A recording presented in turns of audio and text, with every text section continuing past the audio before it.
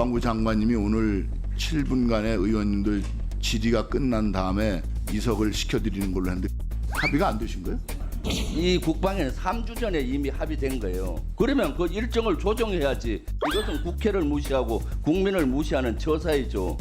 제가 어제 분명히 행정실장을 통해서 통보를 했습니다. 그러면 다음에 다시 잡자. 그런 문제가 있으면 저한테 전화를 해서 할 수 있는 거잖아요.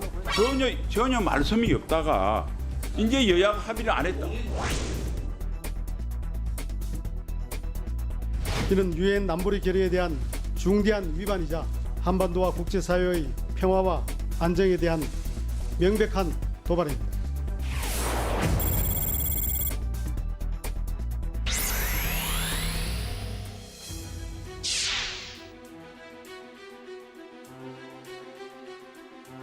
지금 이런 면직 처분은 법적 절차가 없는데 면직을 한 이런 꼴이 되는 거죠. 2달을 남겨놓은 상황에서 이 급하게 면직 처분을 하려고 한 게 결국은 현재 경영진을 교체하겠다는 의지를 하루빨리 조속하게 실현하기 위한 목표가 아닌가.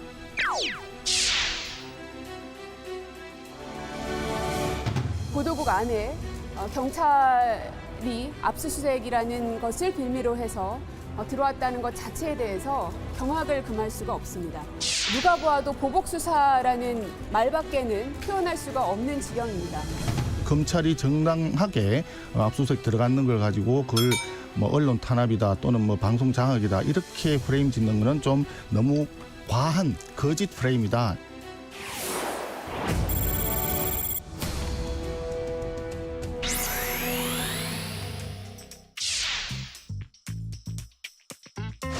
그 일특별위원회에서 결정한 절차에 따라서 성실하게 소명을 할 계획입니다.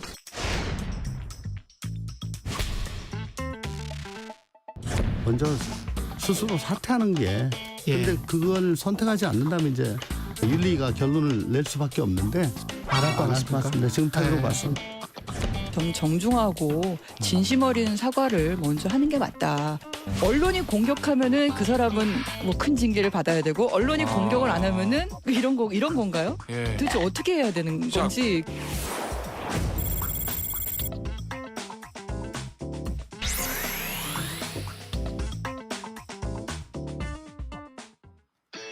국가대표 정치뉴스쇼 5시 정치부회 시작하겠습니다. 백반장 반가워요. 반갑습니다. 네, 별일 없죠? 네. 북한이 어제 발사한 위성 발사체 사진을 공개했고 네. 또 김여정 부부장의 담화도 나왔잖아요. 네. 그러니까 한반도 긴장이 계속해서 이어지는 그런 분위기인데 오늘 국회에서는 국방위의 현안 질의가 진행이 되고 있는 거죠? 네, 그렇습니다. 국방위 전체회의에는 이종석 국방부 장관과 김승겸 합참의장 등 군 수뇌부가 참석했습니다.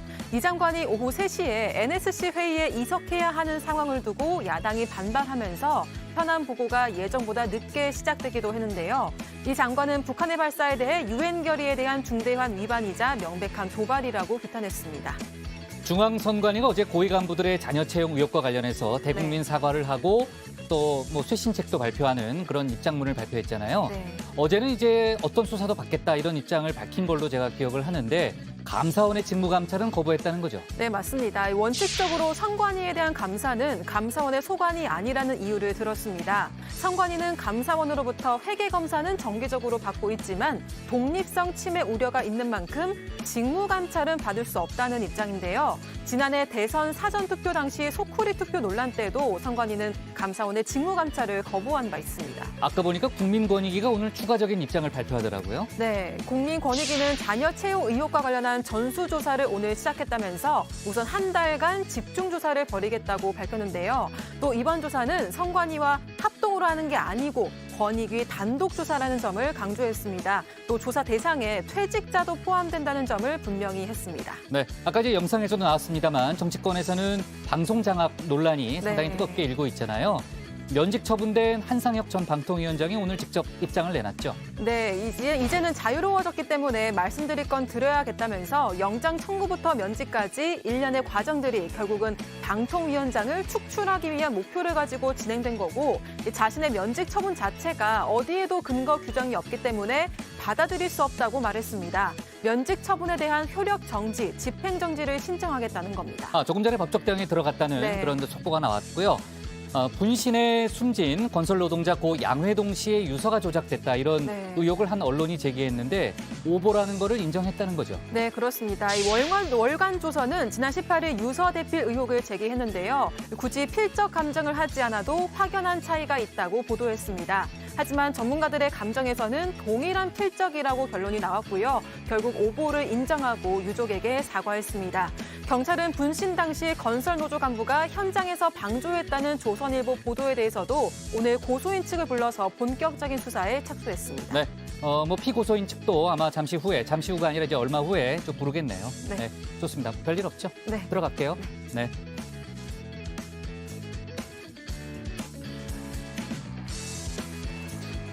자, 오늘 회의는 류 실장 박마커, 유채커 조멘토 백반장, 김현숙 소통역사 그리고 정치부의 예청자 정혜원 분들과 함께하겠습니다.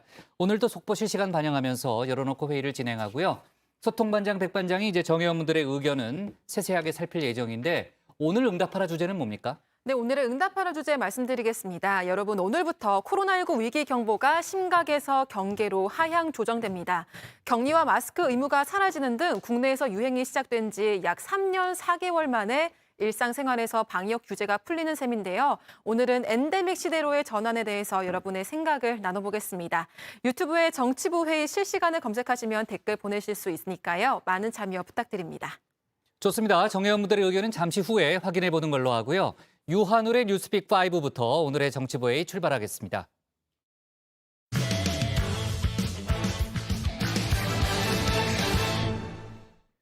북한이 오늘 어제 실패한 우주 발사체 천리마 1형의 발사 모습을 공개했습니다. 그러면서 김여정 부부장 담화를 통해서 머지않아 군사 정찰 위성을 우주 궤도에 올려놓겠다는 입장도 밝히기도 했죠. 이런 가운데 어제 발사 당시 경계경보 문자 오발령 논란의 후폭풍도 여전히 이어지고 있습니다. 관련 내용을 유한울 체커가 정리했습니다.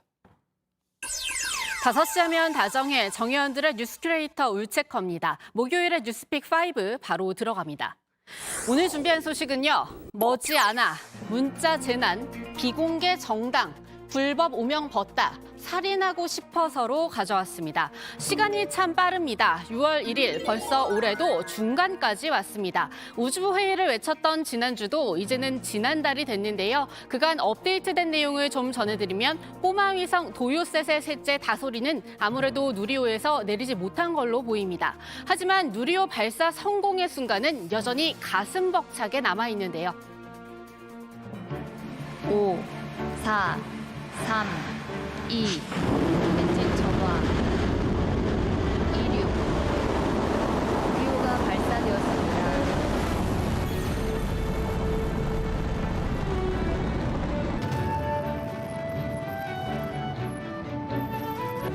독자 개발한 누리호의 3차 발사가 국민의 관심과 성원 속에 성공적으로 완료되었음을 국민 여러분들께 보고드립니다. 네, 북한 김정은 국무위원장도 이 모습을 지켜봤겠죠. 그래서 마음이 급해졌을 거다. 많은 전문가들이 이렇게 입을 모았는데요. 우리 정보당국도 공식적으로 그래서 어제 만리경 1호를 천리마 1형에 실어 발사한 것 같다고 국회에 보고했습니다. 그런데 실패로 돌아갔죠. 어제도 잠시 이야기했지만 김정은 위원장 불호령을 내렸을 것 같습니다. 김정은으로서는 얼마나 창피합니까 지금 그동안에 4월 달에 거기 준비하는 데 가서 완벽하게 준비되고 있다는 보고를 받았고 4월 18일이죠. 그때 10몇 살짜리 딸도 데리고 왔었고 맞아요. 5월 17일 날 또 가서 완전히 준비 끝났다 오니까 알았다. 적정한 날짜를 잡아서 발사하라고 명령을 내렸는데 지금 이 사고가 났단 말이에요. 네, 그래서 김 위원장의 동생이자 실세인 김여정 부부장이 사퇴 수습에 나섰습니다. 오늘 조선중앙통신에 확언하건대 군사정찰위성은 머지않아 우주궤도에 정확히 진입해서 임무 수행에 착수하게 될 것이라고 이렇게 담화문을 냈습니다. 북한은 그러면서 천리마 1형 발사 모습도 공개했는데요. 이 발사체 상단부를 보면 몸체보다 두꺼운 이 가분수 덮개가 있는 모습을 확인하실 수 있을 겁니다. 발사체에 미사일이 아닌 수많은 위성을 실었기 때문입니다. 이 점을 강조하기 위해서 북한이 이 사진을 공개했다는 분석도 나오는데요. 실패는 했지만 우리도 위성 탑재 및 발사 가능하다. 진짜 위성인 만큼 떳떳하다. 이런 점을 부각하려던 것이 아닌가 싶습니다. 그만큼 실패를 인정하기가 더 싫었을 것도 같은데요. 그럼에도 발사 2시간 반 만에 공식 발표한 이후 한미 정보당국의 발표로 밝혀지느니 직접 알리고 만다는 심정으로 보입니다. 우리 군은 북한의 도발에 대비하여 탐지 및 요격 자산을 증강하여 운영하고 한미 공조회의를 통해 정보 공유 및 공동 상황 평가를 실시하는 한편 언론 및 국회에 설명하였습니다. 이번 발사는 유엔 안보리 결의 중대한 위반이며 한반도와 국제사회의 평화와 안전을 위협하는 심각한 도발입니다.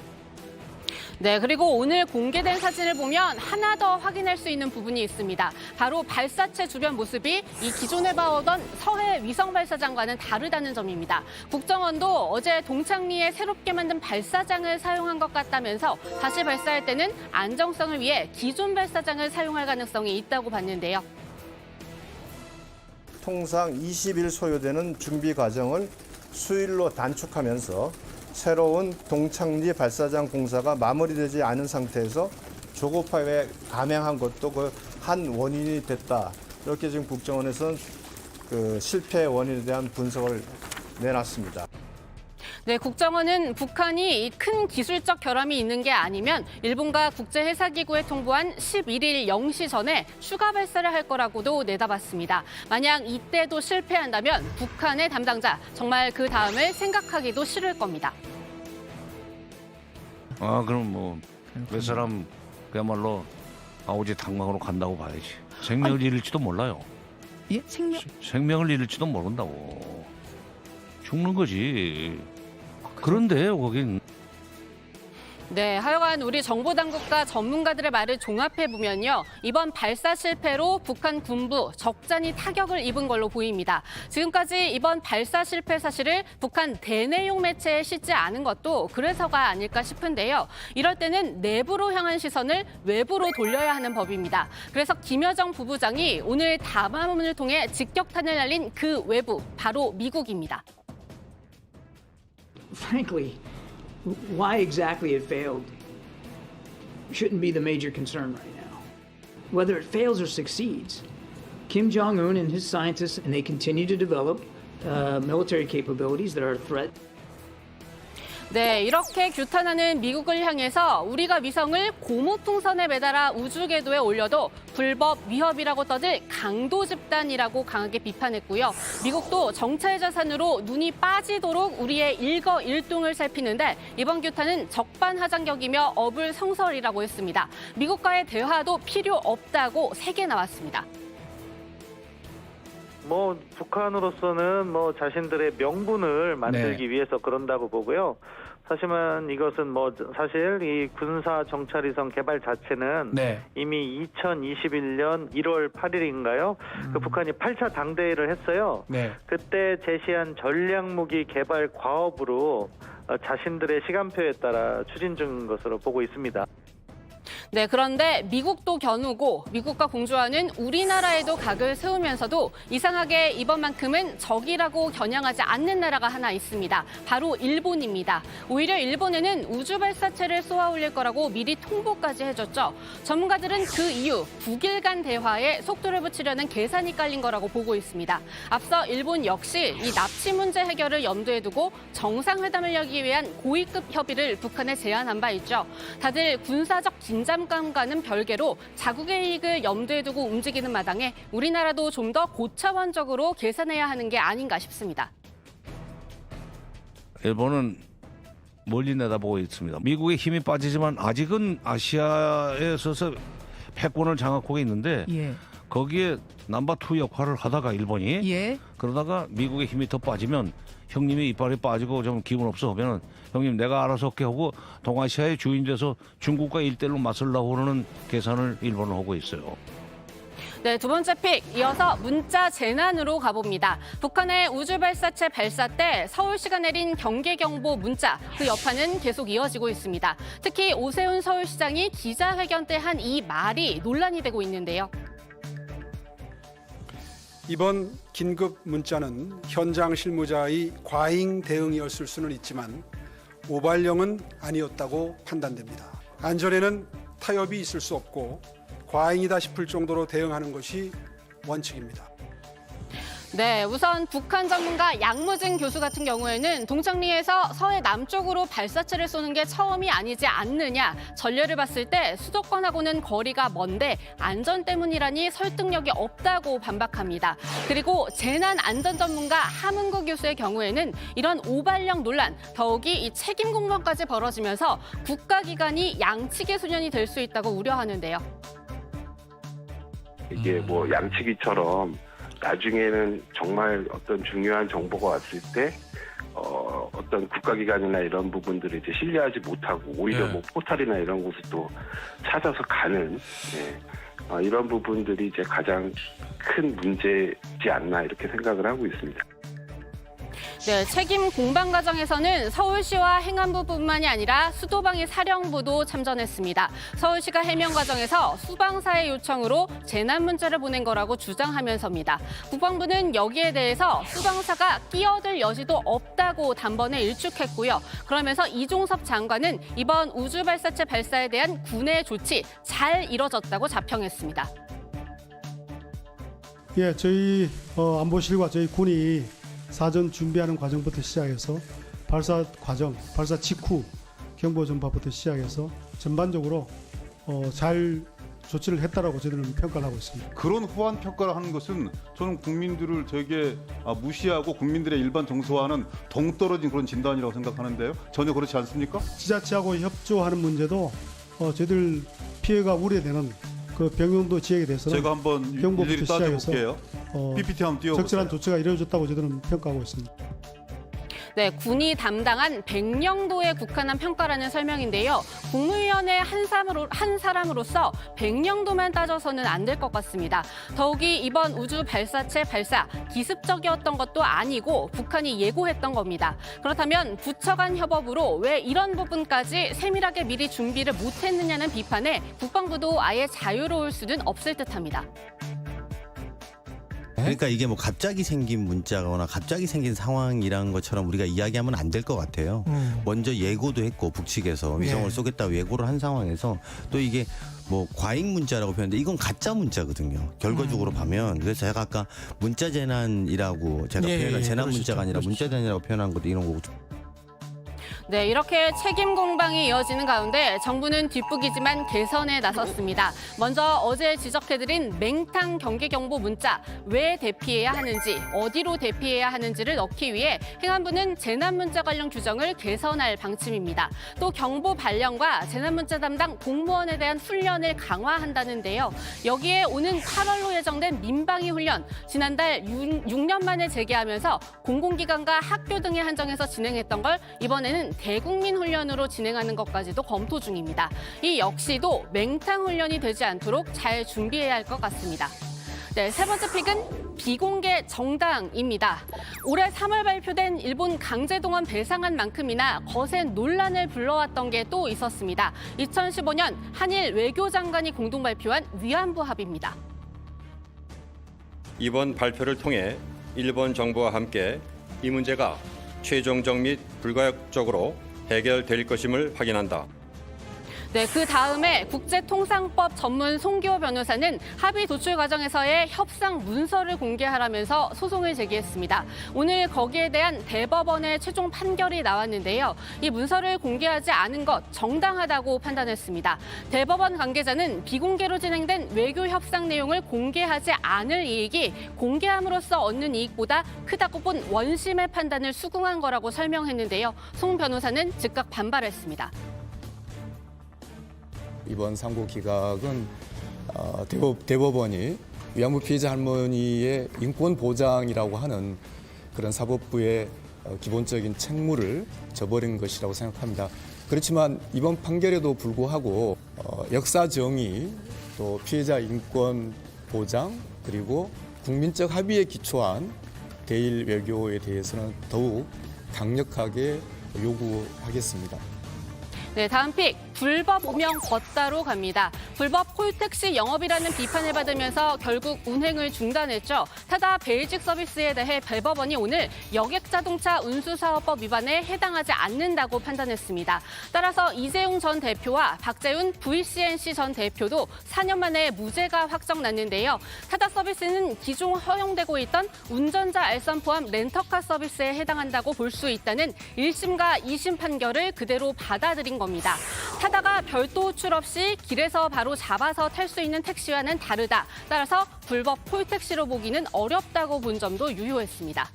네, 오늘의 마지막 픽은 살인하고 싶어서입니다. 조금 전 경찰이 신상을 공개하기로 결정했습니다. 이른바 부산 또래 살인의 피의자 23살 정유정입니다. 휴대전화 앱을 통해 가해 자리를 구하던 피해자에게 접근했고 사건 당일 중사마일을 집으로 보내겠다고 한 뒤 본인이 직접 교복을 입고 집으로 찾아간 사실이 드러나면서 계획살인의 무게가 실리고 있었는데요. 경찰은 오늘 정 씨로부터 살인을 해보고 싶어서 범행을 저질렀다는 진술을 확보했다고 밝혔습니다. 범행 석 달 전부터 인터넷에서 살인과 관련해 검색도 해왔던 걸로 드러났습니다. 네, 오늘의 뉴스픽은 여기까지입니다. 들어가서 원픽 뽑겠습니다. 뉴스픽 5였습니다. 자, 우리 군 당국이 현재 서해에 떨어진 발사체 인양 작업을 벌이고 있잖아요. 어제는 이제 인양을 완료했다 이런 보도가 많이 나왔는데 인양 중이라고 오늘 이제 정정을 했습니다. 지금 이제 인양 작업은 어느 정도 진행이 된 상황이에요? 네, 일단 우리 군은 어제 오전에 전북 군산 어청도 해상에서 발사체의 2단 추진체로 추정되는 물체를 찾았습니다. 해당 물체를 찾았다는 게 인양을 마쳤다는 말로 와전이 된 것으로 보이는데요. 합참은 길이 15m, 직경 2에서 3m 크기의 이 물체를 인양하기 위한 작전을 진행 중이라고 밝혔습니다. 이종섭 국방부 장관은 오늘 국회 국방위에서 생각보다 발사체 무게가 무겁다 보니 시간이 좀 소요될 것으로 보인다면서 내일이나 모레까지 이틀 정도 더 걸릴 수 있겠다고 판단된다고 했습니다. 네, 실제로 이 발사체 어제 군 당국이 공개한 사진에 따르면 해수면 위로 올라온 모습이었는데요. 군인 오늘 이 잔해 중 일부가 해수면 아래로 가라앉았다 이렇게 밝혔습니다. 해당 수역의 수심은 75m 정도인데요. 여기에 현재 수평으로 누워있는 상태로 있다고 합니다. 군은 인양을 위해서 현장에 이미 투입된 통영함과 광양함 말고 청해진함을 추가 투입하기로 했습니다. 네, 아까 이제 국방에서 나온 얘기를 좀 들어보니까요. 발사체 2단 부분에 해당이 되고 아까 이제 내일이나 모레쯤 얘기했는데 모레쯤 인양이 될 가능성이 높다는 뭐 그런 얘기가 좀 나오더라고요.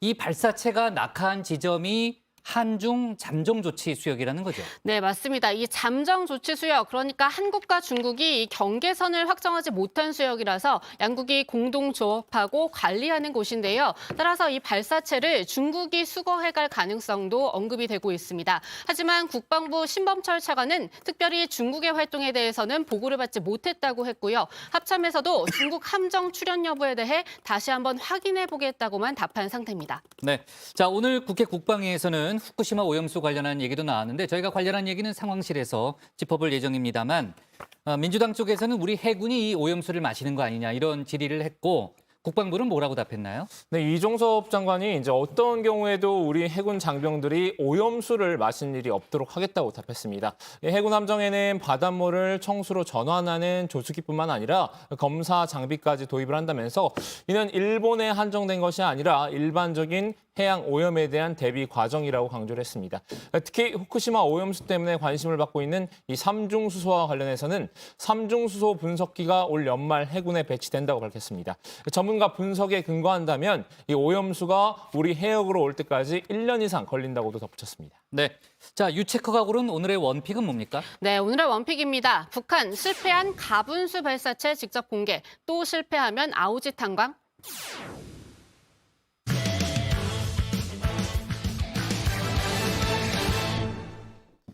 선관위가 자녀 부정 채용 문제가 불거진 간부 4명에 대해서 수사를 의뢰했죠. 하지만 감사원의 직무감찰 방침에 대해서는 사실상 거부 의사를 분명히 밝혔습니다. 또 대통령실이 면직을 제거한 한상혁 전 방통위원장은 오늘 중에 법적 대응을 하겠다고 밝혔는데요. 국민의힘은 후안무치하다고 비판했지만 민주당은 윤석열 대통령이 징계를 받고 소송을 제기했던 때와 똑같은 상황이라고 반박했습니다. 관련 소식을 유정아 실장이 정리했습니다. 참담한 마음과 함께 무한한 책임감을 느낍니다. 중앙선거관리위원장으로서 진심으로 송구하다는 말씀을 드립니다.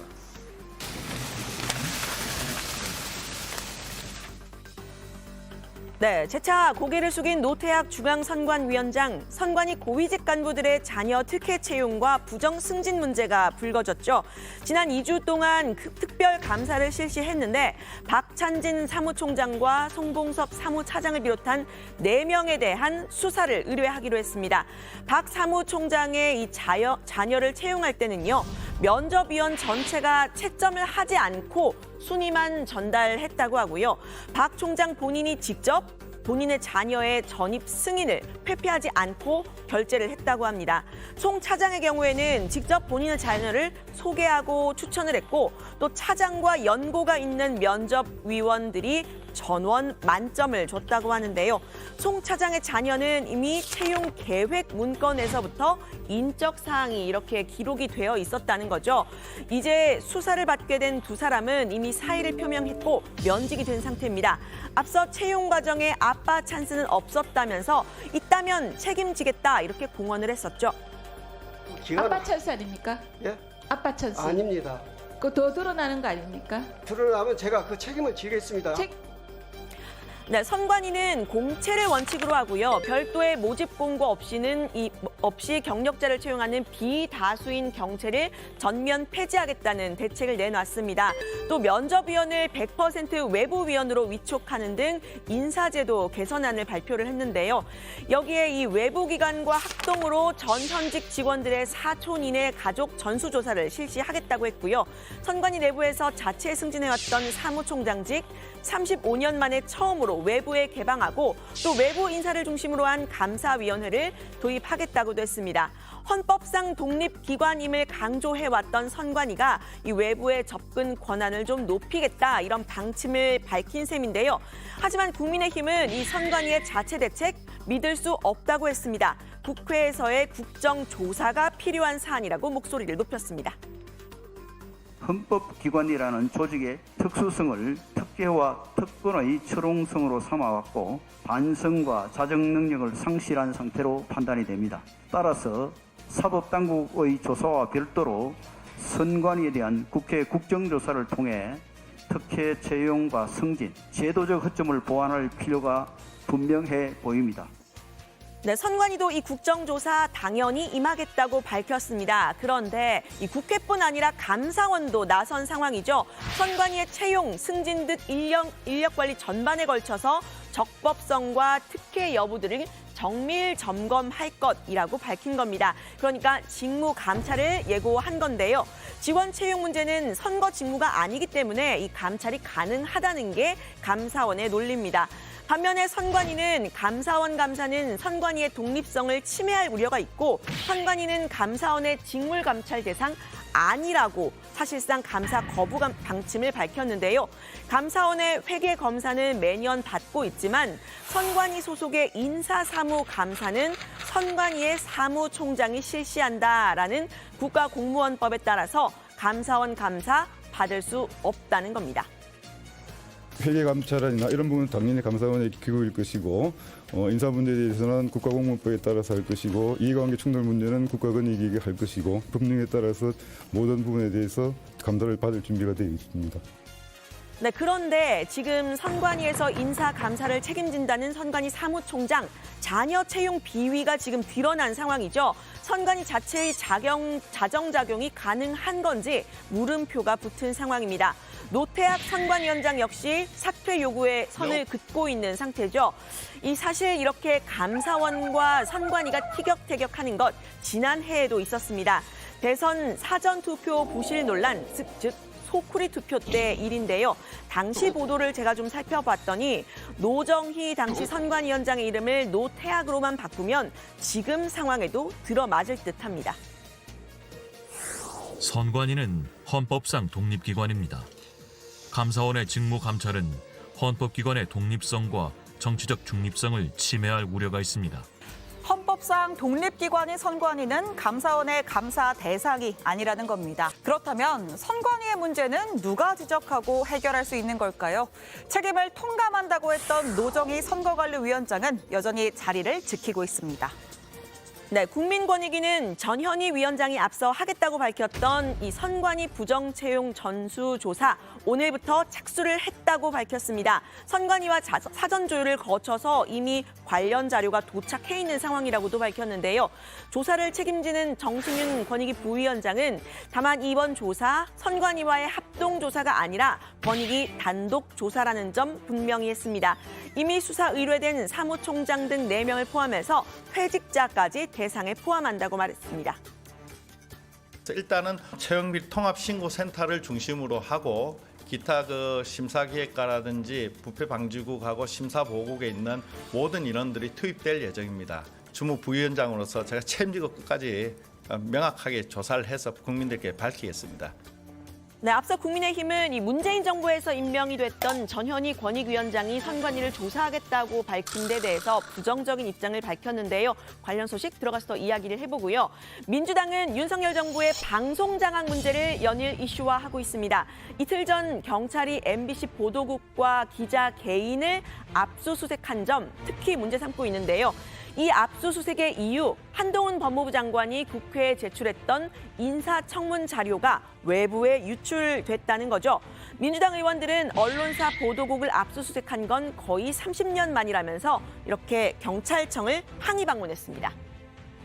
보도국 안에 경찰이 압수수색이라는 것을 빌미로 해서 들어왔다는 것 자체에 대해서 경악을 금할 수가 없습니다. 누가 보아도 보복수사라는 말밖에는 표현할 수가 없는 지경입니다. 윤익은 경찰청장이 충성하는 사람은 국민입니까? 윤석열 대통령입니까? 네, 이재명 대표도 입장문을 냈습니다. 윤석열 정권의 언론 장악 시도는 결코 성공할 수 없을 것이라면서요. 현직 법무장관의 인사검증 취재에 나섰던 기자와 언론사에 대한 압수수색, 명백한 언론 탄압이자 수사권을 동원한 사적 보복이라고 말을 했습니다.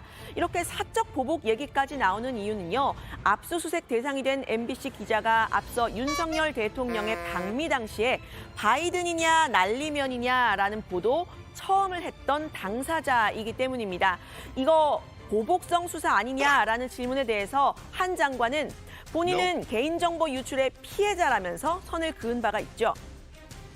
해당 기자가 대통령실에 대해서 안 좋은 보도를 한 이력도 있다 보니까 그건 이제 여러 가지 해석의 문제거고요. 저는 피해자 입장이기 때문에 어떤 누구를 해코지하기 위해서 불법적인 정보를 유포하고 그걸 악용하면 안 되는 거는 누구나 동의하지 않겠습니까? 네, 그런데 국민의힘의 본심이라고 할까요? 해당 MBC 기자, 공정한 언론, 공정한 기자가 맞느냐, 중립적인 기자가 맞느냐 문제를 제기하고 나섰습니다. MBC 압수수색의 경우에는 언론 탄압이 아니다라는 반박을 하는 과정에서 나온 말입니다. 그 기자가 지난번에 아마 대통령 방미하고 나온 뒤에 그 바이든 그 왜곡했던 그 발언을 했던 그 기자 아니겠습니까? 그 문제 있는 내용 자체를 그 과하다하게 취재를 해서 방송을 갖고 정말 공정한 중립적인 언론의 대표 기자라고 볼 수 있느냐? 네, 지금의 정부 여당 MBC뿐 아니라 전반적인 공영방송의 정상화, 즉 공영방송사들의 경영진 교체를 염두에 두고 있다는 게 민주당의 의심인데요. 임기를 2달 남겨놓은 한상혁 전 방통위원장을 전격 면직 처분한 것 그 사례라는 겁니다. 한 전 위원장은 오늘 중에 효력 정지 신청과 면직 무효 소송, 즉 본안 소송을 둘 다 할 거라고 했는데요. 변호사이기도 한 이 한 전 위원장은 방통위원장의 면직, 국회의 탄핵 절차에 의해서만 가능한 것으로 안다면서 이 효력 정지 신청이 인용될 가능성을 높게 봤습니다. 2달을 남겨놓은 상황에서 급하게 면직 처분을 하려고 한 게 결국은 현재 경영진을 교체하겠다는 의지를 좀 하루빨리 조속하게 실현하기 위한 목표가 아닌가. 지금 이런 면직 처분은 법적 절차가 없는데 면직을 한 이런 꼴이 되는 거죠. 네, 대통령실은 한 전 위원장의 면직을 제거하면서 공무집행방해, 또 직권남용 이런 형법을 위반했다고 말을 했죠. 구체적으로 이 TV조선 재승인 심사 과정에서 미치겠네, 시끄러워지겠네, 욕을 좀 먹겠네라고 말했다는 구체적인 멘트까지 적시를 했습니다. 한 전 위원장은 이런 말 한 적이 없다고 부인을 했는데요. 오히려 당시 소위 진보 진영에서는 오히려 TV조선 재승인 거부를 할 수 있는데 왜 조건부 재승인을 해줬냐고 비판을 받는 상황이었기 때문에 그런 말을 할 상황이 아니었다고 했습니다. 당시가 조건부 재승인을 해주냐 마느냐가 문제되는 상황이 아니었고 왜 재승인 거부를 할 수 있는데 조건부 재승인을 해줬냐. 이게 핵심 내용이죠. 당시의 정황에 비추어 보더라도 그런 얘기를 할 상황은 아니었고 더더군다나 1분 남짓의 3년 전 일입니다. 그것도. 네, 이 부분은 이미 검찰이 기소를 한 상태이기 때문에 법원에서 진실이 가려질 텐데요. 당장 면직 처분에 대한 법적 대응을 한 데 대해선 국민의힘이 참으로 후안무치하고 뻔뻔하다 이렇게 비판을 내놨죠. 반면에 민주당은 과거 윤석열 대통령이 검찰총장 시절에 추미애 당시 법무장관에게 징계를 받았을 때와 똑같은 상황이라고 했습니다. 윤 대통령은 당시 효력정지 가처분 신청과 면직처분 취소 소송을 했었는데요. 강훈식 의원은 당시 야당이었던 국민의힘은 검찰 탄압에서 이 윤석열을 지켜야 한다고 했었다면서 법원 판단을 이번에도 따르면 될 것이라고 했습니다. 그때 윤 대통령이 냈던 효력 정지 신청은 법원에서 받아들여졌는데요. 당시 윤 대통령의 발언으로 오늘 발제 마무리하겠습니다. 이렇게 업무에 빨리 복귀할 수 있도록 신속한 결정을 내려주신 사법부에 감사드립니다. 대한민국의 공직자로서 헌법 정신과 법치주의를 지키기 위하여 최선을 다할 것을 약속드립니다. 네, 사실 오늘 복국장께서는 오늘 저에게 후쿠시마 원전 오염수 문제도 다루라고 지시를 하셨는데요. 시간 관계상 이 얘기는 들어가서 더 해보겠습니다. 오늘 발제는 이렇게 정리합니다. 부정채용 선관위 감사원 감사 거부, 권익위 조사 착수, 한상혁 전 반통위원장 법적 대응에 민주당 윤석열 당시 검찰총장 때와 똑같아. 네, 제가 류정아 실장한테 오늘 많은 이슈를 좀 던져줘서 이제 상당히 길게 좀 다뤘고요. 그 한상혁 전 방통위원장 얘기를 했는데 오늘 중으로 법적 대응에 나설 거라고 했잖아요. 조금 전에 이제 관련한 소송과 가처분을 신청했다는 속보가 들어왔는데요. 한상혁 전 방통위원장이 이제 면직 취소 소송 또 집행정지 신청, 보통 이걸 가처분이라고 저희가 부르잖아요. 를 서울행정법원에 제출했다는 그런 속보가 들어왔습니다. 입장문에서 대통령이 위법하고 위헌적인 그런 행위를 저질렀다고 주장을 했고요. 무죄 추정의 원칙 또 직업 선택의 자유와 가치를 침해했다고 주장을 했습니다. 본안 소송에 좀 시간이 걸리겠죠. 결론 나는 데까지. 하지만 이제 가처분을 함께 냈기 때문에 아마 집행정지 신청에 대한 결론은 좀 이른 시일 내에 나오지 않을까 싶고요. 누가 챙길까요? 예, 뭐 제가 챙겨야 되겠죠. 네, 좋아요. 유정아 실장이 본인이 뭐 자원에서 챙긴다고 하니까요. 속보가 나오면 저희가 좀 챙겨보도록 하고요. 후쿠시마 원전 오염수 문제는 자리에 들어가서 얘기하겠다고 했으니까 그 문제를 좀 다뤄보면요. 국제원자력기구 IAEA가 오염수를 분석한 결과 보고서를 내놨다는 거죠. 네, 현지 시간 5월 31일 IAEA가 보고서를 내놨습니다. 후쿠시마 제1원전에서 방출할 예정인 오염수를 채취해서 분석한 결과 추가로 방사성 핵종이 검출되지는 않았다고 했습니다. 보고서는 일본에서 배출된 오염수에 대해서 직접 측정한 게 정확했다고 했는데요. 도쿄전력의 측정 및 기술 역량이 높은 수준으로 정확성을 입증했다고 했습니다. IAEA가 분석한 오염수는 지난해 3월 다핵종 제거 설비 알프스로 정화 작업을 한 뒤 탱크에 저장돼 있던 것이라고 합니다. 네, 우리 정부의 후쿠시마 원전 시찰단도 어제 활동 결과를 밝혔죠. 유국희 단장은 오염수를 처리하고 저장하는 설비, 즉 알프스와 K4 탱크 등을 집중 점검하고 왔다 이렇게 강조를 했는데요. 다만 보다 정밀한 판단을 위해서는 추가적인 분석과 확인 작업이 필요하다고 했습니다. 민주당 이재명 대표는 우리 정부가 이 시찰단의 이름으로 오염수 해양 투기를 합리화시켜주고 들러리 서고 있다라고 하면서 투기라는 단어를 썼는데요. 오늘 긴급 간담회도 열었는데 직접 들어보시죠. 방류가 아니라 투기, 그리고 원전 오염수라기보다는 핵 오염수라는 표현이 정확하게 맞는 것 같습니다. 일본의 이 해양 투기, 환경 파괴 행위에 대해서, 생명 위협 행위에 대해서 도우미 역할을 하고 있는 게 대한민국 정부라는 안타까운 현실이 우리 눈앞에 있습니다. 네, 이 대표는 이 자리에서 최근 가정이나 업소에서 소금을 사재기 하는 경우가 많다고 들었다면서요. 오염수가 방류가 되면 그 전에 생산된 소금과 그 이후 생산된 소금이 다를 거다 이런 소문도 있는데 황당하지만 얼마든지 벌어질 수 있는 얘기다 이런 이야기도 했습니다. 네.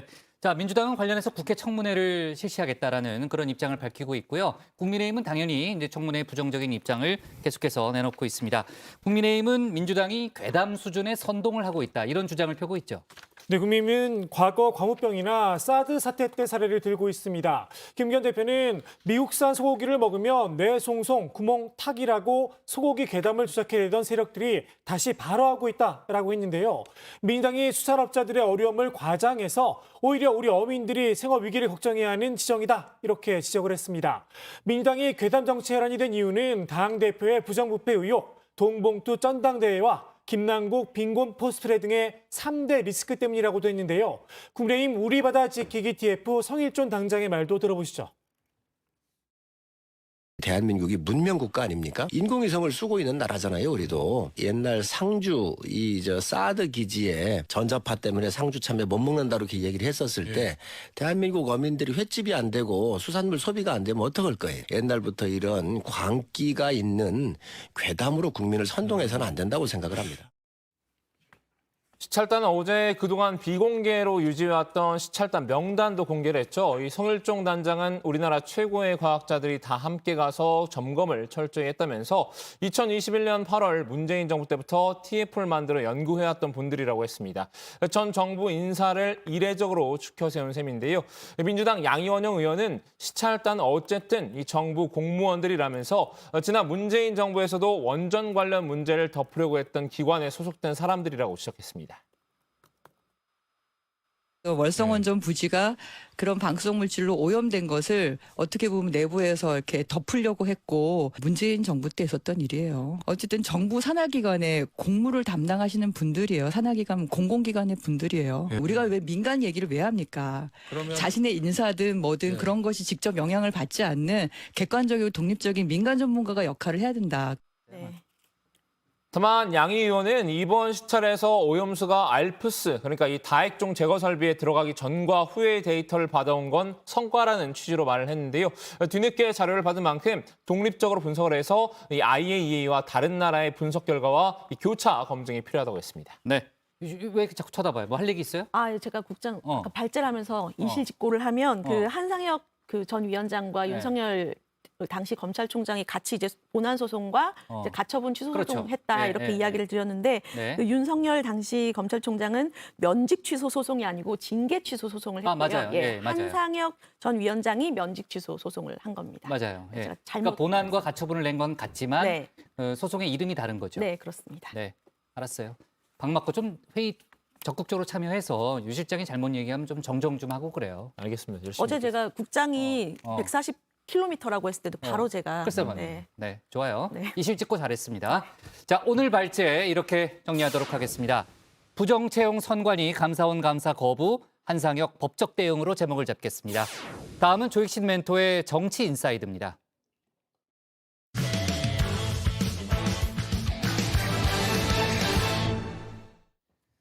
코인 논란에 휩싸인 무소속 김남국 의원이 17일 만인 어제 국회 모습을 드러냈죠. 잠행 17일 만이었습니다. 의정 활동을 재개하는 한편 적극적인 소명에도 나서겠다는 뜻을 내비친 걸로 풀이가 되죠. 김 의원이 등장하자 정치권에선 김 의원의 거취 문제가 또다시 도마에 올랐습니다. 의원직을 스스로 내려놔야 한다, 아니다. 윤리특위의 결정을 지켜봐야 한다. 갑론을박이 이어지고 있는데요. 관련 내용을 정치 인사에 대해서 짚어보겠습니다.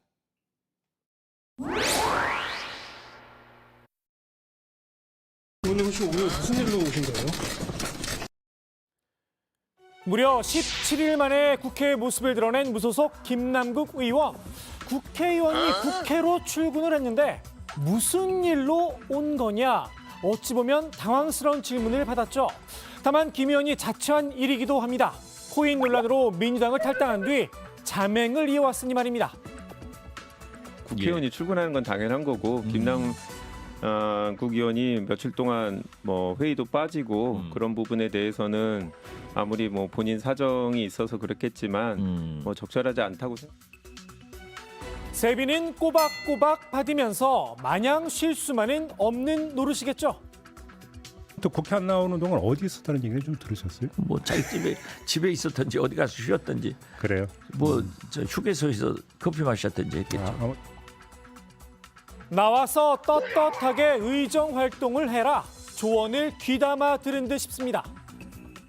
나와서 떳떳하게 국회의원답게 의정 활동을 하면서 윤리위원회 제소당했잖아요. 거기에 성실하게 협력해라. 그리고 검찰 조사도 지금 현재 진행 중에 있기 때문에 성실하게 해명을 해라. 검찰에서 판단할 거고 윤리위원회에서 판단할 일을 꼭꼭 숨어라. 김남국 그건 아니다. 근데 떳떳하게 남자답게 국회의원답게 해라. 윤리특위나 자문위 출석하실 예정이세요? 네, 그 윤리특별위원회에서 결정한 절차에 따라서 성실하게 소명을 할 계획입니다. 네. 김 의원은 국민의힘이 제기한 자금 세탁 의혹에 대해서도 정면으로 반박을 했는데요. 업비트 측에서는 전문가적인 그런 입장에서 봤을 때 자금 세탁이 매우 의심된다는 그런 비정상적인 거래라고 그렇게 보인다라는 이런 답변을 터무니없는 이야기고요. 업비트의 다시 사실관계를 확인해보면 좋겠습니다. 특정인에 대해 명시적으로 언급한 사실이 없고 일반적인 사례에 대해서 설명했다라는 업비트 측의 공식 입장을 전하기도 했습니다. 김 의원은 이번 사안처럼 터무니없는 주장에 대해선 민형사상 책임을 비롯한 법적인 조치를 취할 예정이다라고 밝히기도 했는데요. 자신에게 제기된 각종 의혹에 대해서 정면 돌파하겠다는 의지를 드러낸 겁니다. 김 의원이 제 목소리를 내기 시작하면서 코인 의혹에 대한 관심도 다시 커지고 있죠. 김 의원이 탈당한 뒤 정치적 거리를 유지했던 민주당 다시 한번 거리를 넓혔습니다. 코인 전수조사에 적극 협조하겠다면서 국민권익위에 동의서 제출을 약속했습니다. 얼마 전에 권익위원장이 국회에서 동의서가 제출되지 않아서 지금 조사를 진행하지 못하고 있다 이런 설명을 하신 것을 봤습니다. 그래서 이 속도를 높이는 차원에서 민주당이 먼저 동의서를 소속 의원들에게 제출받아서 권익위에 제출할 예정입니다. 다만 민주당이 김 의원과의 관계를 완전히 끊어낸 건 아닌데요. 김 의원의 거취 문제를 놓고 여전히 고심 중인 듯 싶습니다. 국민의힘은 연일 김 의원의 자진 사퇴를 압박하고 있죠. 일부 민주당 의원들 윤리특위의 사실관계 파악이 먼저다 엄호에 나섰습니다. 김남국 의원 본인도 윤리위원회에 가서 철저하게 소명하고 밝힐 건 밝히겠다고 했으니까 국회의원들이 거기에서 판단하는 것이 맞지 아직 범죄 혐의라든지 이런 것들이 명확하지 않은 상황에서 자진 사퇴나 이런 것들을 먼저 전제하는 것들은 옳지 않다고 생각합니다. 윤희석 의원이 그때 이제 부동산 문제 본인 문제도 아닙니다. 아버지가 그동안에 교류도 없었던 아버지가 했던 문제 때문에 의원직 사퇴를 했어요. 그래서 법적인 문제가 확인이 되었기 때문에 또는 검찰이나 경찰의 수사 결과가 나왔기 때문에 하는 건 아니거든요. 국민의힘 내부부터 먼저 돌아보라고 역공을 펴기도 했는데요. 이미 구속까지 된 국민의힘 소속 의원들 가만히 손을 놓고 있지 않았느냐는 겁니다. 국민의힘 소속 정창민 의원 구속돼 있어요. 구속돼 있는데 뭐 탈당도 안 하고 그러니까 뭐 사퇴도 안 하고 있죠. 그다음 얼마 전에 김성교 의원 의원직 5월 18일자로 상실했습니다. 또 국민의힘은 그런 의원들에 대해서는 이런 얘기 한마디도 안 하셨습니다. 민주당 내에서도 사퇴를 요구하는 목소리가 있긴 합니다. 실현 가능성은 낮다고 봤지만 말입니다. 국민의 대표자로서 세비를 받고 자기의 모든 걸 바쳐가지고 국가 이익을 우선해서 전념을 해야 될 의무가 있는데 거기에는 반한 거 아니냐. 그렇다면은 저는 먼저 스스로 사퇴하는 게 자진 사퇴가 맞겠다. 맞겠다. 선택할 것 같습니까? 안 할 것 같습니까? 지금 타이로 봐선. 의원님 혹시 뭐 자진 사퇴하시거나 이럴 의견은 여기까지만 말씀드릴게요. 김 의원의 자진 사퇴 문제, 국민 여론은 어떨까요? 사퇴론에 공감한다는 응답이 49.8%, 공감하지 못한다는 답변이 39.6%였습니다. 사퇴해야 한다는 의견이 10%포인트가량 더 높았습니다. 민당에선 성남 민심을 달래기 위해서라도 김 의원의 진심 어린 사과가 필요하다, 이런 조언도 나왔는데요. 정말 저는 상상하기가 어려운데 전 재산을 굉장히 불안정한 거기다가 투자를 한 거잖아요. 그때 상임위 시간에도 그 단타 매수 매도를 한 거고, 자기 전 재산을, 그것도 뭐 1, 2천만 원도 아니고 그런 태도로 보였다는 거에 대해서는 좀 정중하고 진심 어린 사과를 먼저 하는 게 맞다. 사과로 해결될 단계는 이미 지난 게 아닌가 싶기도 합니다. 김 의원의 코인 논란, 당내 친명계와 비명계의 갈등 요인이 됐다는 분석도 나오고 있죠. 양소영 전국 대학생위원장의 기자회견이 도화선 역할을 했는데요. 전당대회 돈봉투 의혹과 김남국 의원 가상화폐 투자 논란은 더불어민주당의 무너진 도덕성을 상징하는 사건입니다. 이 도덕성이라는 표현, 비명계 의원들이 자주 사용한다는 이유로 강성 지지층의 표적이 된 겁니다. 언제부터 도덕성이라는 단어가 민주당의 금기어가 된 걸까요? 참 눈물겨웠는데 그 2페이지짜리 기자회견문을 봤는데요. 김남국 의원에 대한 어떠한 징계 요구도 없습니다. 또 대표나 지도부를 통해서 책임을 묻거나 문제 제기를 하거나 이런 내용도 없습니다. 저희 당 홈페이지에는 2만 명이 넘는 당원들이 그들을 징계하라고 하고 있는 거잖아요. 과연 이게 정상적인 당인지 저는. 어제는 양 위원장의 사퇴를 요구하는 대학생과 권리당원들의 국회 기자회견도 있었는데요. 양 위원장이 기자회견문을 발표하면서 일부 인사들의 명의를 도용했다는 겁니다. 전국대학생위원회가 기자회견을 진행하는 데 있어서 절차적인 정당성이 배제가 되었었다는 부분인 거고요. 그 과정에서 김남국 의원에 대해서 이제 잘못했다고 얘기하시는 당원들도 계실 거고, 잘못하지 않았다라고 보는 당원들도 계실 겁니다. 그런 여러 가지 의견들을 수렴하는 과정들을 먼저 거쳤어야 되는데, 기자회견장엔 친명계 민영배 의원도 함께 자리를 했는데요. 지금 대학생위원회 사태가 약간 좀 후가 갈등 이런 식으로 비화되는 그런 지적들이 있는데, 그럼 언론이 그냥 그렇게 바라보시는 것 같은데, 어쨌든 입장이 있으시지. 저를 지금 그러니까 친명을 어떻게 해서 앞서서 나왔다 이렇게 생각하시는 거잖아요. 그러니까 이제 비화되는 측면이 있어요. 네, 이 부분은 비화가 됐습니다. 만들고 싶어 하시는데, 그렇게 보고 싶어 하시는데, 제가 처음에 말씀드렸지만 저는 단순하게 지금 소개 의원으로 나온 거예요. 소개해줄 거. 여기 제가 안 오면 기자회견 할 수가 없습니다. 네. 명의 도용 의혹, 결국 민주당 사무처가 직접 조사에 나섰죠. 도용이 아니라 오해였다로 최종 결론이 났습니다. 양 위원장이 사전에 참여 의사를 확인한 정황 증거를 제출했다고 합니다. 민영배 의원, 자리를 마련해 주기 전에 당의 사실관계 확인을 차분히 기다렸으면 어땠을까 싶습니다. 계파 갈등으로 비친다는 괜한 오해도 피할 수 있었을 텐데 말입니다. 김남국 의원 문제를 둘러싼 민주당 내 불협화음, 사태 초기에 당 지도부가 확실하게 대응하지 못한 점이 화를 키웠다는 지적이 이어지고 있는데요. 오늘의 정치인사이드, 당내 쓴소리로 마무리합니다. 민주당에서 정무적으로 사건 초기에 신속하게 움직이고 최소한 출당 요구나 이런 것들을 했어야 된다고 봅니다. 조국의 강이 남국의 강 어쩌고 비교를 하는데 사실은 비교가 안 되는 상황인데 민주당에서 이건 키운 측면이 있어요. 무소속 김남국 의원이 국회 활동을 이제 재개를 했잖아요. 국민의힘에서는 김 의원이 법사위에서 빠져야 한다, 이런 주장을 펴고 있다는 거죠. 네, 맞습니다. 국민의힘은 검찰의 수사를 받고 있는 김남국 의원이 법사위원으로 활동하는 건 적절하지 않다는 입장인데요. 민주당 원내 지도부에서도 김 의원이 빠진 자리에 법사위원 교체를 요청한 상태라고 합니다. 현재 법사위의 비교섭단체 TO는 1명인데요. 시대전환 조정훈 의원이 법사위원으로 활동 중이죠. 그렇기 때문에 이제 김남국 의원은 더 여기에 있을 수 없기 때문에 김진표 회장이 교통정리에 나설 걸로 보입니다.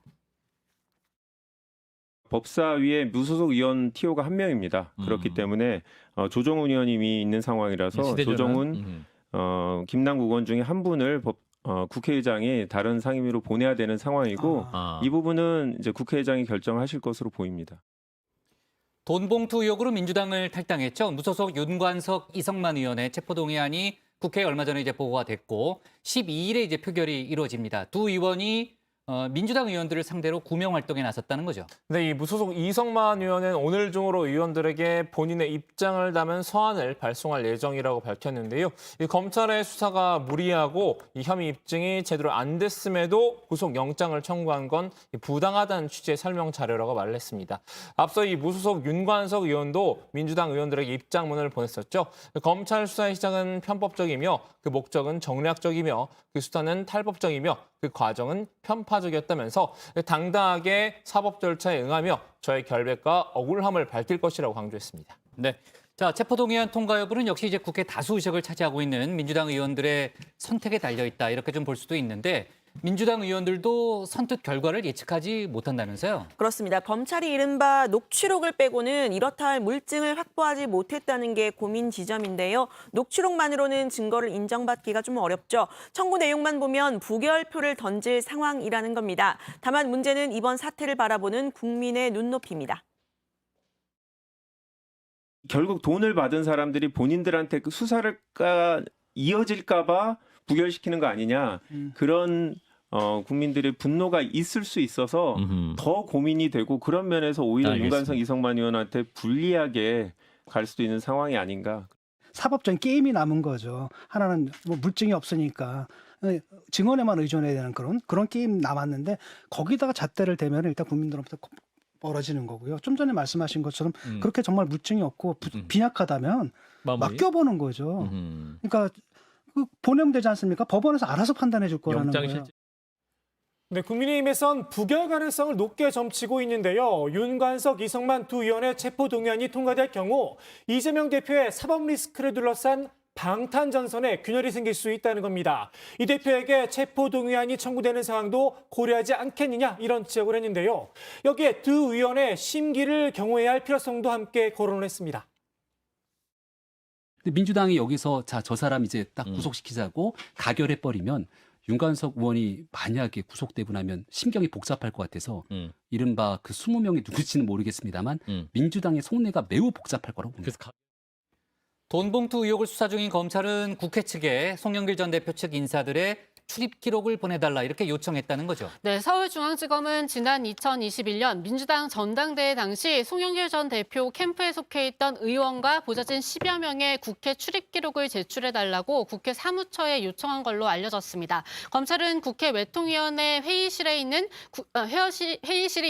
국회 본청과 의원회관 일대에서 돈봉투가 오간 걸로 보고 있는데요. 여기에 대해서 국회 사무처는 압수수색 영장 발부 등 정식 절차를 거쳐 출입 기록 요청해달라면서 거부한 상태입니다.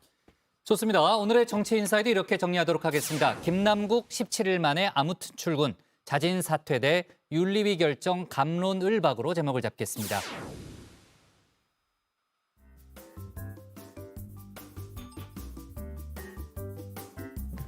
안녕하세요. 정치부의 소통시간 백반장입니다. 여러분, 오늘부터 전세사기 특별법이 시행됩니다. 전세사기 피해를 본 임차인은 각종 금융 지원을 받을 수 있는데요. 거주지 관할 지자체에서 피해자 신청이 가능하니까요. 필요하신 분들은 꼼꼼하게 잘 확인해 보시면 좋겠습니다. 이번 특별법 시행이 고통을 겪고 있는 피해자분들에게 많은 도움을 줄 수 있으면 좋겠습니다. 네, 오늘의 소통 주제는 코로나 이제는 엔데믹, 여러분의 소회는입니다. 먼저 다정해서 미리 살펴본 댓글들 보겠습니다. 네, SEPT님, 모두들 고생 많이 하셨습니다. 저와 팔순노모를 치료해준 의료진 분들께 진심으로 감사드립니다라고 하셨는데요. 헌신적인 간호로 살아남으셨다고 나라에 큰 빚을 졌습니다라고 하셨습니다. WHAC님, 지난 3년을 생각해보면 참 답답하다. 21세기 최첨단 과학시대 인류가 전염병 하나에 이렇게 무력하게 휘청거릴 수도 있구나 하는 먹먹함, 엔데믹 축하합니다라고 하셨고요. 네, 이어서 정의원 분들께서 실시간으로 올려주신 생각들도 함께 보겠습니다. 먼저 쭌쭌행님, 다시 코로나 이전의 자유로운 일상을 되찾을 수 있고 실내외 모두 마스크를 벗고 활동할 수 있어서 좋습니다라고 하셨습니다. 그리고 심호영님께서는 이제 엔데믹이 됐으니까 지난 3년 동안 못했던 콘서트 다시 할 수 있어서 너무 좋아요라고 하셨는데요. 댓글 적어주신 정의원분들 모두 고맙습니다. 네, 이 시간 이후로도 댓글로 소통 많이 해주세요. 지금까지 응답하라 다정이었습니다. 백반장 수고 많았고요. 다음은 박준호 마커의 주민으로 가겠습니다.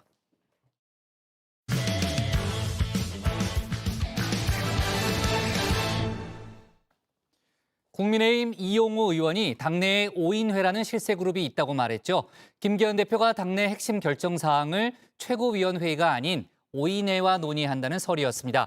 김 대표가 임명한 주요 당직자들이 5인회 멤버로 거론됐는데요. 김 대표는 일고의 가치도 없다고 오늘 일축했습니다. 박준호 마커가 주민에서 관련 논란을 정리했습니다. 국민의힘 최고위원 보궐선거 후보자 공모 지난달 30일 마감됐죠. 모두 6명이 지원을 했는데요. 이 현역 의원들 사이에서 지도부 입성은 기피 대상이라도 되는 걸까요? 지원자 가운데 현역 의원은 한 명도 없었습니다. 일단 국민의힘은 어제 자격심사를 거쳐 후보를 3명으로 추렸습니다. 김가람 전 청년대변인, 이종배 서울시의원, 그리고 천강정 경기도당 의료정책위원장인데요. 그럼에도 이 태영호 전 최고위원 정도의 소위 닉값을 하는 인사들은 없었습니다. 이 출범 100일도 채 지나지 않은 집권 2년 차의 여당 지도부. 내년 총선 때 공천에 영향력을 휘두를 수도 있는 자리이건만 이다지도 인기가 없는 이유는 뭘까요? 최고위원 되려면 4천만 원 우선은 등록금을 내야 되는 거니까 4천만 원 내면서까지 위험을 감수할 필요가 있겠느냐라는 기사가 오늘 있었는데 그거 보면서 제가 좀 쓴웃음을 지었습니다. 최고위원 출마를 위한 기탁금 4천만 원인데요. 현역 의원들 사이에서는 최고위원 당선이 이 4천만 원어치 사약이라는 웃지 못할 얘기까지 나왔다고 합니다. 빈궁에겐 귀향이 아니라 사약을 내리셔야지요.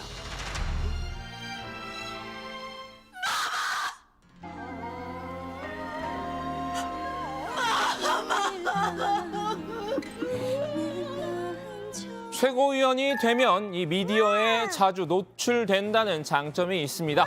인지도를 올리는 데는 효과적인데요. 하지만 이 현역 의원 입장에서는 이거 하나만으로는 그다지 매력적인 유인책이 아닌가 봅니다. 일단 어렵게 지도부의 일원이 된다고 해도 내년 총선에서 공천이 보장된다는 법은 없는데요. 이 지도부 활동에 할애할 시간에 지역구를 관리하는 게 더 이득일 수도 있습니다. 이 지도부라는 이유로 자칫 험지 출마를 요구받을 가능성도 있죠. 한마디로 이 최고위원으로서 당을 위해 희생만 할 뿐 차기 총선에서 개인적인 실익은 없다는 생각이 퍼져 있는 셈입니다. 제가 보니까 이제 이 당 지도부 입성해봤자 별 소위 말해서 어떤 메리트가 없다? 메리트가 없다. 이렇게 한 것 같아요. 그럴 바에야 국회의원들은 지역구 활동이나 열심히 하자 이런 생각했던 것 같아요. 김재원 최고위원 이 중징계를 받고 자숙해야 마땅할 시기죠. 그럼에도 자신은 링 밖에서 활동하겠다고 공공연하게 얘기하고 있는데요. 김 최고위원이 이렇게 마음껏 나설 수 있는 것도 현역 의원들의 지도부 입성 기피 분위기 때문입니다. 저는 어떻게 보면 비유하자면 링 밖으로 나간 김일성수. 집권당의 최고위가 좀 약체로 구성이 되면 그런 면에서 굉장히 문제가 생긴다는 것이죠. 그러니 또 링 밖으로 나간 이 김일 선수가 계속 역할을 해야 되지 않는가. 현재 선출직 최고위원 가운데 실질적으로 지도부 활동을 하고 있는 건 이 김병민, 조수진 최고위원뿐인데요. 그마저도 이 조 최고위원은 비교적 몸을 사리는 분위기입니다. 양곡관리법을 반대하는 과정에서 구설에 올랐기 때문인데요. 남아도는 쌀 문제가 굉장히 지금 가슴 아픈 현실 아닙니까? 밥 한 공기 다 비우기 이런 것들에 대해서도 우리가 논의를 한 거예요.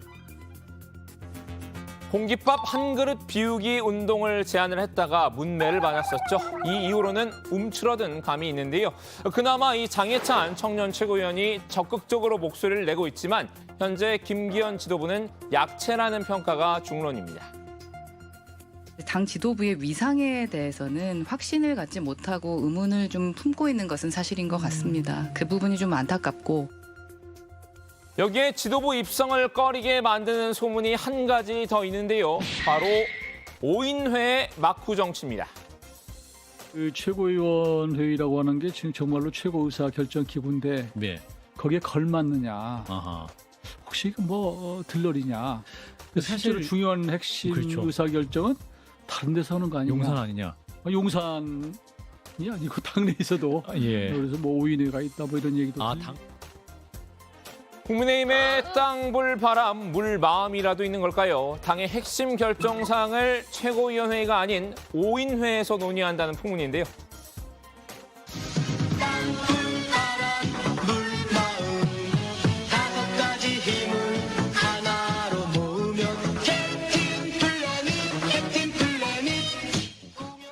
이용호 의원은 이 5인회의 실명을 구체적으로 언급하진 않았는데요. 이 김기현 대표와 김 대표가 임명한 당직자들을 가리킨 것으로 추측이 됩니다. 이 박대출 정책위의장과 이철규 사무총장, 그리고 박성민 전략기획부총장, 배현진 조직부총장, 박수영 여의도 연구원장, 유상범 수석대변인 등이 이 5인회 후보군인데요. 이 최고위원 회의에 앞서서 매일 오전 8시에 열리는 비공개 전략회의 참석자들입니다. 5인회라고는 말을 저는 좀 처음 듣고 제가 정책의장을 했기 때문에 당의 기능은 당대표, 원내대표, 정책의장, 사무총장이 주로 일을 많이 하지요. 그리고 이 부분들을 사전에 협의도 하고 하지요. 그리고 이런 사전 협의가 끝나고 나면 이제 최고위원들 포함해서 의견 수렴을 하고 좀 더 보완한다든지 이렇게 하기 때문에 5인이라고 하는 말에는 전 무슨 얘기를 갖고 그 이용호 의원께서 말씀하셨는지는 모르겠어요. 5인회가 모인다는 이 비공개 전략회의, 사실상 이 최고위원 회의보다 입김이 세다는 평가도 있습니다. 이런 5인회의 존재가 현역 의원들이 아무도 최고위원에 출마하지 않는 요인이 됐다는 분석인데요. 다만 이 김기현 대표는 5인회 실세론에 대해서 일고의 가치도 없다고 발끈했습니다. 지극히 자연스러운 모임이란 겁니다. 당 대표, 사무총장, 그리고 정책위원회 의장, 사무부총장, 당 수석 대변인 모여서 의논해야 하는 것이 당연하지 의논하지 않는 것이 당연한 것입니까? 그건 말도 안 되는 얘기니까 일고의 가치도 없는 얘기입니다. 김 대표의 부인에도 불구하고 이 5인회에 대한 당내 시선은 엇갈리는데요. 이 당대표가 주요 당직자들과 현안을 논의한 건 문제가 없다는 의견이 주를 이루죠. 5인회 모임은 최고위원회에 앞서 당대표가 참모들과 입장을 정리하는 자리일 뿐이란 겁니다. 전략기획부총장이나 조직부총장이 굉장히 중요하지요. 왜 그러냐면 전국에 있는 지구당 위원장들에 대한 관리 문제도 있고 또 보강 문제도 있고 전략기획부총장 같은 경우는 늘 원내 전략이든 당의 전략이든 함께 상의를 하죠. 반면 당원이 선출한 최고위원회 패싱 문제를 제기하는 목소리도 있습니다. 이 당대표가 독자 임명한 핵심 당직자 중심으로 이 사전회의를 진행한 건 절차상 잘못됐다는 의견인데요. 민주당에서는 이 국민의힘 최고위원들의 들러리 신세를 약올리는 듯한 발언도 나왔죠. 의원 둘밖에 없고 예. 최고위원이 최고위 같은 중량감이 없는데 5인회가 다 결정된다고 하는데 보니까 최고위원 전에 조차 모임을 하는 5분이 있다고 하는데 김병민 최고는 안 드시는 것 같고. 민주당 지도부도 이 5인회의 존재에 의아함을 나타냈는데요. 민주당 송갑석 최고위원, 민주당에는 그런 회의 시스템이 없다며 5인회 의사결정 구조를 비꼬기도 했습니다. 통상적인 먼저 회의 전에 당무 회의를 할 때 보통 대표가 안 들어가거든요. 네. 대표가 안 들어가고 사무총장 모르겠습니다. 당 시스템이 좀 다르긴 한데 이게 저희 당은 그런 회의 구조는 없습니다. 물론 부정기적으로 만날 수는 있겠죠. 근데 정기적으로 그거라면 저는 상당히 당이 효율적으로 돌아갈 것 같습니다. 그냥 거기서 그냥 결정할 걸 탁탁탁 결정을 해버리니까 그런 단어적인 표현이시죠. 자, 오늘은 이 국민의힘의 5인회에 줌인해봤는데요. 이 당대표가 핵심 당직자들과 현안을 논의하는 5인회를 두고 이 비선 실세를 운운한 건 이치에 맞지 않는 비판입니다. 다만 이 5인회가 최고위원 회의보다 더 막강한 권한을 행사하는 게 사실이라면 이 지도부의 위신을 스스로 떨어뜨리는 꼴인데요. 5인회가 김기현 대표의 인피니티 건틀렛에 장착할 스톤들은 아니겠죠. 만일 김 대표가 5인회를 인피니티 건틀렛처럼 사용을 한다면 역풍을 맞을지도 모를 일입니다. 오늘 주민아마디는 마블 영화 속 한 장면으로 대신하겠습니다.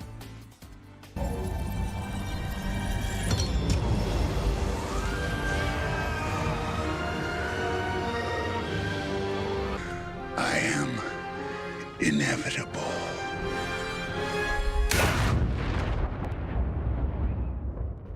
국민의힘 오인회는 이영호 의원이 이제 공개적으로 언급하면서 알려졌잖아요. 물론 이제 단정적으로 표현한 건 아니고 그런 얘기가 있다. 뭐 이렇게 얘기를 했습니다만 오인회라는 그 표현 자체가 되게 자극적이기 때문에 지금 며칠째 계속 정치권에서 이제 논란이 되고 있고요. 김기현 대표의 오늘 반응을 보니까 말도 안 된다 이런 입장을 보이더라고요. 그렇습니다. 박마커가 좀 전하기는 했는데요. 이영호 의원이 지난달 30일에 최고위원회의가 최고의사결정기구인데 실제로 중요한 핵심 결정은 다른 데서 타는 거 아니냐. 당내에서도 오인회가 있다는 얘기들이 있다고 말을 했습니다. 김기현 대표는 이것과 관련해서 오늘 당대표, 사무총장, 정책위 의장, 사무부총장, 수석대변인이 모여서 의논해야 하는 게 당연하지 의논하지 않는 게 당연한가라고 되물었는데요. 말도 안 되는 얘기로 일고의 가치도 없는 이야기라고 일축했습니다. 네, 이영호 의원은 오인회 구성원을 밝히지는 않았지만 김기현 대표가 최고위 앞서 이 사전 전략회의를 열 때 소집하는 구성원이 아니냐 이런 추측이 나왔는데요. 박대출 정책위의장, 이철규 사무총장, 박성민 전략기획부총장, 배현진 조직부총장 등입니다. 이철규 사무총장은 기자들이 이 오인회와 관련해서 질문을 하자 이영호 의원 본인이 실언이라고 했다고 덧붙였습니다. 네, 자 다른 주제로 넘어가 보겠습니다. 어제 경찰이 국민의힘 김연아 전 의원을 정치자금법 위반 혐의로 검찰에 넘겼잖아요. 어제 저희가 속보로 다뤘던 내용인데 김연아 전 의원이 오늘 입장을 내놨다는 거죠. 네, 경기 북부경찰청 반부패 수사대가 어제 김연아 전 의원을 정치자금법 위반 혐의로 불구속 송치했죠. 고양정 당협위원장인 김 전 의원은 지난 1월 무렵 같은 당 시의원이나 당원들로부터 운영회비와 선거사무실 인테리어 비용 명목으로 모두 4,200만 원을 입금받은 혐의를 받는데요. 김 전 의원은 이 돈을 사적 유용하는 등 불법적으로 쓰지는 않은 걸로 전해졌습니다. 다만 경찰은 당협위원장은 정치자금을 모금해서는 안 된다는 법 규정에 따라서 김 전 의원의 송치를 결정했습니다. 네, 김 전 의원은 경찰이 자신을 검찰에 송치한 것과 관련해서 저는 자발적 회비 모금이라 생각하고 있다 이렇게 혐의를 부인했는데요. 김 전 의원의 말 직접 들어보시죠.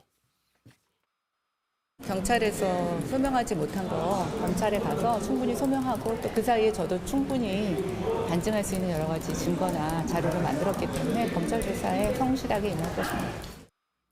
김 전 의원은 불법 정치자금 수수 혐의로 송치된 것이 부당하다는 입장인가라고 묻자 네라고 답하기도 했습니다. 네, 자 경찰은 이제 뭐 혐의가 있다고 판단을 했지만 검찰의 판단이 어떻게 될지 저희가 속보도 좀 챙겨보는 걸로 하고요.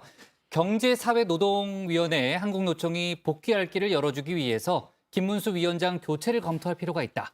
이런 의견이 여당 내에서 제기가 됐다는 거죠. 네, 그렇습니다. 어제 국회에서 열린 노동개혁 특위 확대회의에서 여당원 일부가 그 정부와 대통령실에 김문수 경사노위 위원장의 교체가 필요하다 이런 의견을 전달한 것으로 알려졌는데요. 회의에서는 표괄임금 등에 대한 한국노총 등과 대화를 하면서 사회적 대타협을 이뤄야 할 경사노위가 잘 안 돌아가니까 잘 돌아가게끔 하려는 차원에서 위원장 교체 등이 필요하다 이런 이야기가 나왔다고 합니다. 네, 김문수 위원장이 너무 강성이다 보니까 한국노총과 관계 복원이 어렵고 경사노위 자체도 경직돼 있다는 이야기가 있었다고 하는데요. 대통령에게 전해달라는 취지로 일부 참석자가 말을 꺼낸 걸로 전해졌습니다. 실제로 대통령 직속 사회적 대화기구인 경사노위는 윤석열 정부 들어서 사실상 제 기능을 못하고 있다는 지적을 받고 있는데요. 특히 김문수 위원장은 과거 반노동 발언 등으로 노동계와 불편한 관계를 이어오고 있습니다. 대통령실 쪽에서는 뭐 얘기가 나온 게 있답니까? 뭐 그런 거는 좀 없었다고 합니다. 다만 이제 회의에 참석을 했던 윤재호 원내대표가 대선 그 지지 여부를 떠나서 이 한국 노총과 관계를 복원할 필요가 있다. 이런 취지로 언급한 것으로 전해졌습니다. 현재 한국노총은 정부가 추진하는 이 노조회계 투명성 강화 등이 반노동 정책이라고 반발하면서 경사노위에 참여를 하지 않고 있는데요. 여당 일각에서는 김문수 위원장 교체 등을 통해서 이 경사노위에 노동계가 다시 참여할 명분을 먼저 줄 조치가 필요하다. 이런 의견을 낸 것으로 보입니다. 네, 실제로 여당 내에서는 총선이 1년도 채 남지 않은 상황에서 한국노총과 계속 불편한 관계를 이어가서는 안 된다는 의견이 당내에 적지 않은 것으로 알려지는데요. 양대 노총 중에서 이 한국노총은 민주노총과 비교를 하면 상대적으로 정부와 우호적인 관계를 형성해 왔다는 점 때문인 것으로 알려집니다. 좋습니다. 오늘 주민 제목 이렇게 정리하겠습니다. 최고위 들러리 세우는 5인 회의 막후 정치, 김기현 일고의 가치도 없어로 제목을 잡겠습니다. 자, 오늘 정치부에는 여기까지 하겠습니다. 저희는 내일도 오후 5시 정각에 다시 찾아뵙겠습니다. 앞으로 유 실장 발제 열심히 듣고 그래요. 잘못된 열심히 부분 좀